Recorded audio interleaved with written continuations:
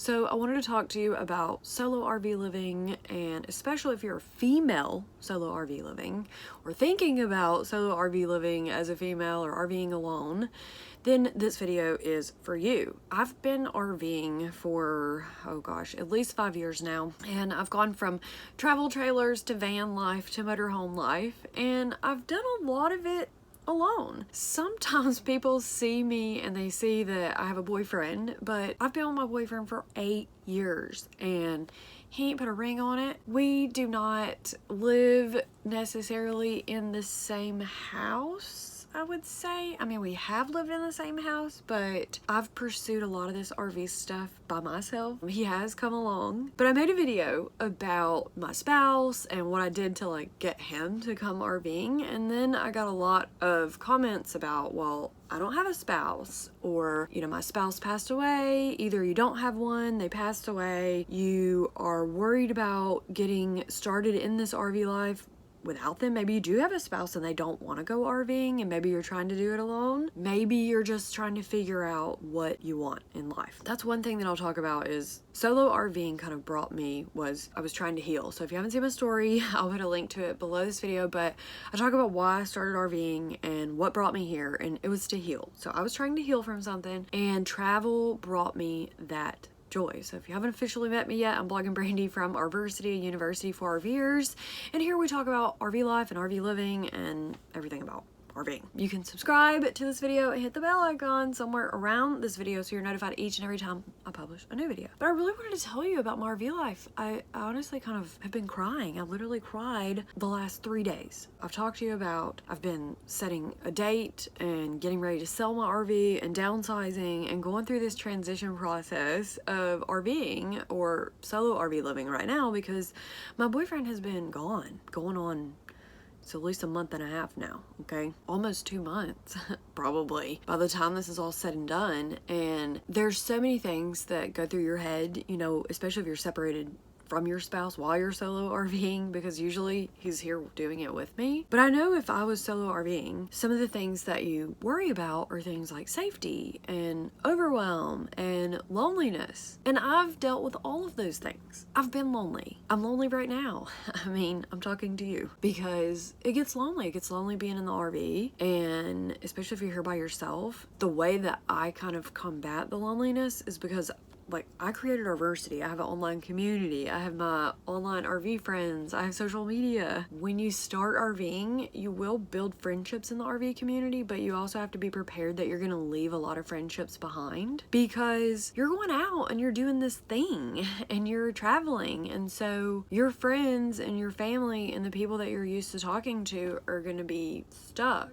back in their box while you're out traveling. And I will tell you, at first it is scary, but after you do it, just like anything else, it gets really normal. You'll start to feel more independent and like a bad you-know-what. You will gain a sense of confidence. One of my friends started RVing, I don't know, probably like a year ago. She had left a really bad relationship. She had been married for a really long time, and I think her spouse had just not been a great spouse. And so she decided just to start RVing. And one of the things she tells me all the time is just how freeing she feels and how she just felt like she needed that person and that thing for so long. And then when she got into RVing, she finally figured out that she didn't need that person and that thing. And actually, she even only bought the RV because she couldn't get out of her house or the condo situation or whatever she was in at the time with the spouse. So she bought an RV to get away from him, and it turned into something bigger. And so it's kind of like, for me, I RV'd to heal, she RV'd to heal. People RV for different reasons. Loneliness is an issue. I'm always lonely. Overwhelm is an issue. I'm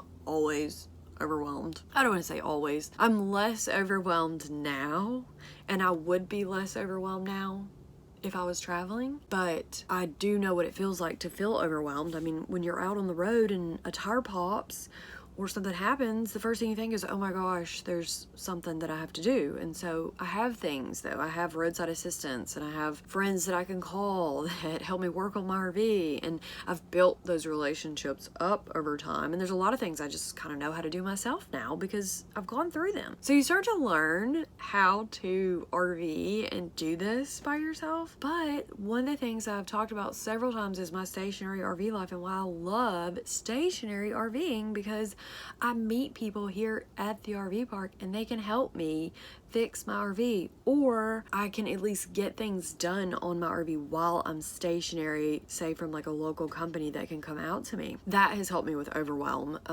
Building friendships, having safety nets in place, insurance, roadside assistance, things that will help me if something were to go wrong in my RV. I'm not stranded. I also, keep like emergency funds and things like that. Those are things that I've just kind of built up over time. The other thing I think about is between loneliness and overwhelm and safety, which is probably something else that you worry about when you're getting started RVing. And I do want to make like a whole nother video about safety RVing, but when you're solo RV living, especially solo RV living as a female, I do find it can be scary. I don't think that I ever park in sketchy places, but I know some people, they'll go and they'll boondock out by themselves, and I feel like I have really good spidey senses, and so I have been able to pick up on things that maybe don't feel right, and I kind of wonder sometimes if people have those same senses. Even here at the RV park, I kind of laugh because one of my neighbors, these new neighbors just pulled in the other day, and the first thing that they said was, "Hey, I have a question. Do you think it's safe here?" And we kind of laugh about the place that I live because it is a trailer park. Okay, it's not an RV park, it's a trailer park. And I know that a lot of people think trailer parks and that's like scum or the epitome of things, but honestly, I don't think about it like that, and I've never really thought about it like that I can think of, because I live in the trailer park, so I don't really think of myself that way. So anyways, I was talking to one of my neighbors the other day, and they kind of said something about me calling it the trailer park, is why I say that. But this RV park / trailer park, I've been stationary for a while. I do feel safe, as in I don't think that anything would happen to me here, but I remember the people just got their RV and they moved in and they said, "Do you think it's safe here?" And I said, "You mean at the trailer park?" I was like, let's be real, everybody looks sketchy here at the RV park, trailer park, whatever you want to call it. They all look the same. They look sketchy. This is like my home, so I kind of know who belongs here and who doesn't, and if something is weird. And so I live on an island, and the island is not like that big, but yeah, some people live here out of necessity. Some people definitely been permanent for a minute here. I remember when I pulled in, the first thing normally I would tell you to do when you pull into an RV park is if you see a bunch of porches and trailers that looks like they haven't left in a while, I would pull right out. Okay, normally, but the place that I live in is more of a neighborhood, so this isn't an RV park where people come and go a lot. You wouldn't just pull in and stay here for a night, maybe a month. You might be able to work that out, but most of the spots you have to sign like a year lease. So I've been here for 2 years, and I do feel really safe. But before that, I traveled for years and years and years. Okay, I traveled 24/7, and then when I got stationary is when I learned the most about my RV life. So if you're thinking about solo RV living, I would encourage you to try out stationary RV living first, living in an RV park, because it's going to teach you a lot about your RV and let you get acclimated to the RV lifestyle, probably even save you some money while you're getting ready to start your RV living journey. And if you find the right situation, like I could pull out of here and come back at any time. But when I think about safety, there are things that you can do to keep yourself safe in your RV. I wouldn't park in sketchy places. I don't personally just boondock in random areas. I do it in a parking lot, and I do it in safe parking lots, I would say. I haven't really ever slept in random abandoned parking lots all by myself because I just can find that to be sketchy. There are so many things that you can do to protect yourself on a safety side and get things to protect yourself. That's one thing I'll definitely have to make a video about. So if you want some video content about that, let me know. Drop a comment below. But yeah, I just wanted to share with you, I guess, some of the thoughts and fears that I've had or myself going into solo RV living, and it does. Sometimes it feels lonely. Sometimes it feels like I'm doing it by myself. Sometimes my boyfriend is definitely guilty of being the one to be like, well, you chose that life, or you wanted to RV, and so sometimes when we get in arguments, he'll put it off on me, like, hey, you're the one that wanted this. So sometimes solo RV living is a little bit better because you don't have to deal with that. You don't have to deal with that back talk and someone talking back to you.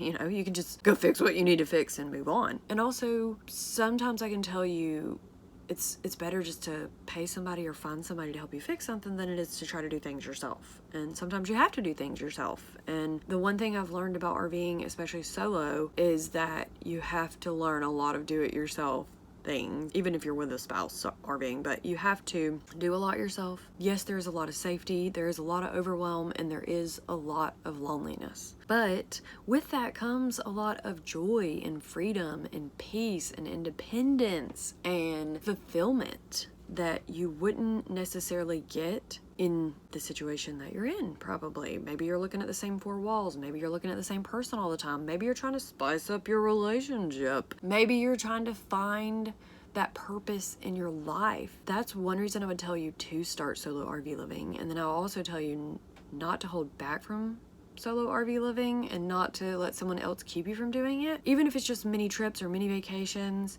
because you're gonna look back and regret that. And if you lost that person, or if you've been waiting on a person to go RVing with you, all of those things kind of play a role. I would just tell you not to wait on anybody, not to put all your hopes into finding somebody to RV with, because at the end of the day, life changes. And as much as we would like to think that we're gonna find that person, RV with them, we'll be with them forever, people pass away, things happen, health, accidents, life, and you can't sit here and worry about RV living. Oh, what if I get started and I'm overwhelmed? Or what if I'm not safe? Or what if I'm lonely? We all feel the same way as an RVer, period, whether someone's with us or not. I've heard people that have families with them that feel that way. I've heard people that are solo that feel that way, and I've heard people that are just with a spouse and they feel that way. It's all part of RV life, and I wanted to make sure that I was showing up as much as I could as my authentic self, Vlogging Brandy, and tell you more about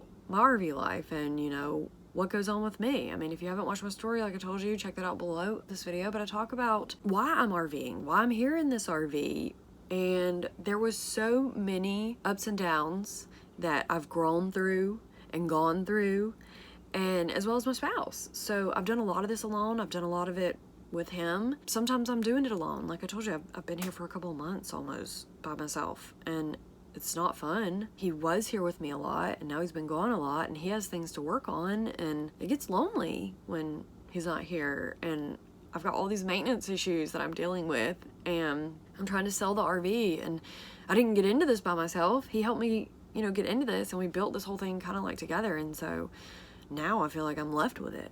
And I'm supposed to just figure it all out by myself. That's lonely.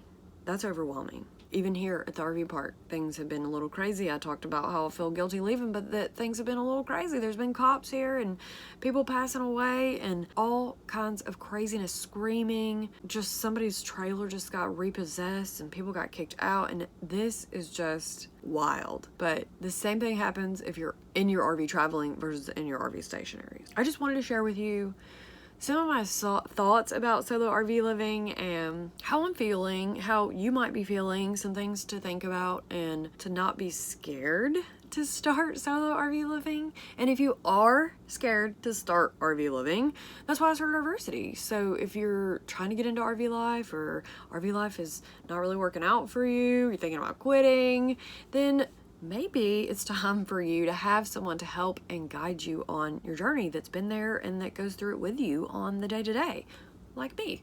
So that's why I created RVersity, my university for RVers. You can book a call with me below this video and schedule a time to chat, and we can talk more about it and what RVersity is, what I bring to the table, and what I can help you with. I started RVersity out of a necessity of my own feelings of overwhelm and not having anybody to teach me this RV thing, and it came out of my own solo RV life and healing and trying to find purpose in home. It is my home, my students are my home, and I really truly love my RV life, and the thing that I've created in it all has come from me taking a leap of faith and going out there. I remember when I actually settled down here in this RV park, I was so scared to settle down here, but here we are 2 years later, and I'm so thankful that I did. The first step is the scariest, and so that's why I say, if you want someone to hold your hand, or you need someone to hold your hand, like, that's what I'm here for, is to hold your hand and help you start this RVing journey, or if you've already started it, to help you navigate it so you don't feel so alone, because you do need a community, and you need a friend, and you need that support. That's what I'm here for, and yeah, I would love to talk to you and tell you more about RVersity and get you into RVing and RV life. So book a call with me. There's a link below this video. And I'm blogging Brandy from RVersity, a university for RVers. I am so excited to be sharing all that's been going on in my life. Make sure that you subscribe and hit the bell icon somewhere around this video so you're notified each and every time I publish a new video about RV life or solo RV living or stationary RV living or just RV life in general. A lot of fun stuff coming up. I'm super excited to share that with you. If you haven't checked out some of my latest videos, you can watch those next after this one. Check the links in the description. If you haven't joined my secret Facebook group, make sure you join that too. I love my secret RV fam. You are my heart and soul, and you really help me make these videos. Until the next time, I'm blogging Brandy from RVersity, and I will see you in the next video. Thanks for watching. Bye, and I love you.